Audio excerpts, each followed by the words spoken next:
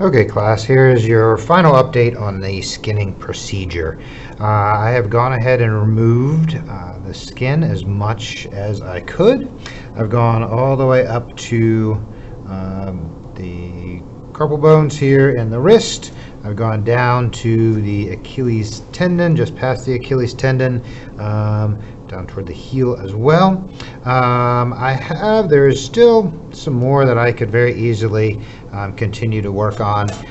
Some of these extra connective tissues that can be removed, but I did want to stop at this point because I have it fairly well laid out.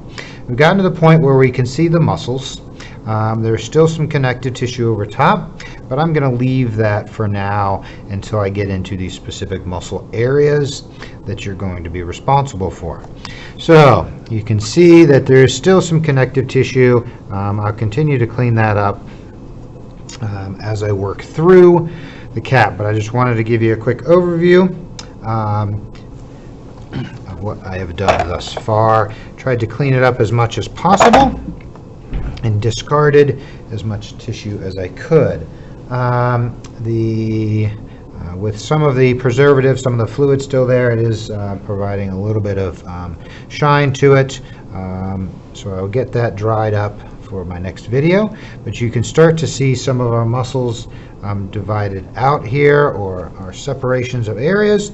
I'll go ahead and zoom in real quick here, just to give you a little bit closer view.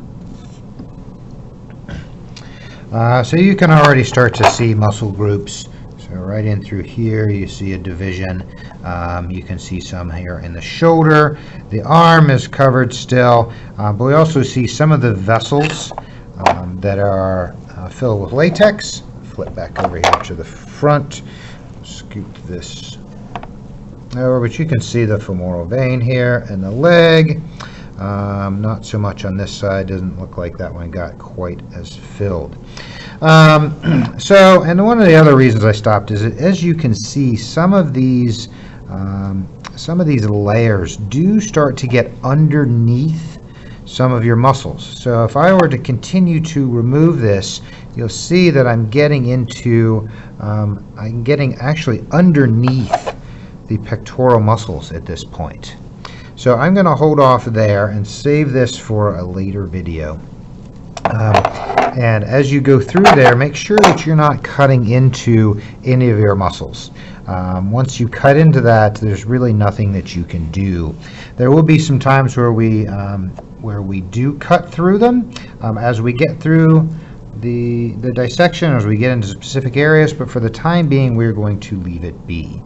So at this point, I believe I've got about 45 minutes of dissection in, but I've had a couple of interruptions filming the videos, as well as trying to clean it up as much as I could for production purposes. So being beginners, it will probably take you a little bit longer than that, depending on how attentive you are to detail and how aggressive you are at getting the skin off.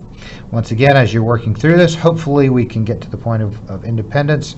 But if you're unsure, if you're cutting through something that's important, please pause for a minute and either ask or go and view another specimen that other students are working on to see and compare. It's going to be a valuable resource for you as you work through these dissections.